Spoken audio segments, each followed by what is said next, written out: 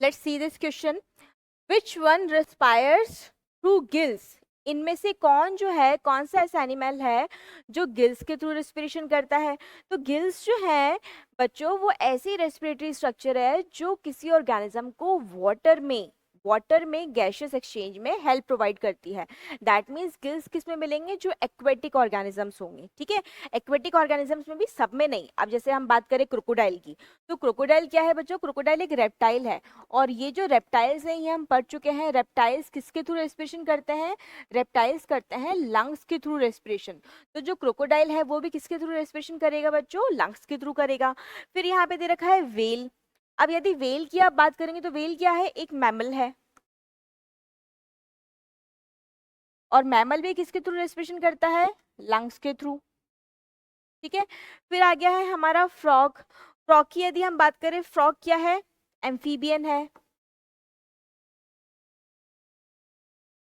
ठीक है। और ये भी मेनली यदि बात करें तो मेनली तो ये लंग्स के थ्रू ही करता है। मेनली किसके थ्रू करता है? लंग्स के थ्रू ही करता है।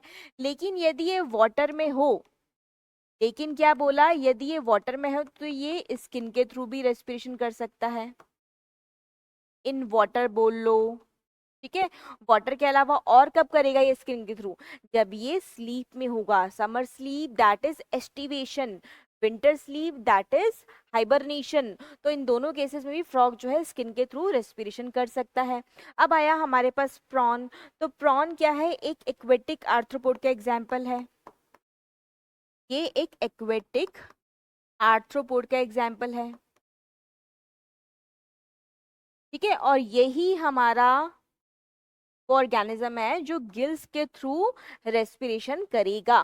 तो बच्चों हमारा कौन सा आंसर सही हो जाएगा? गिल्स के थ्रू कौन रेस्पिरेशन करेगा?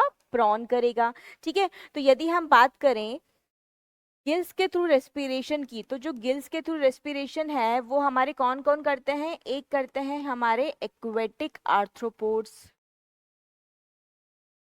एक्वेटिक आर्थ्रोपोड्स करते हैं। और कौन करते हैं गिल्स के थ्रू रेस्पिरेशन बच्चों? जो हमारी फिशेस हैं वो करती हैं, ठीक है। और हमारा टेडपोल जो है, जो फ्रॉग का लार्वा होता है, वो भी क्या करता है? गिल्स के थ्रू रेस्पायर करता है, ठीक।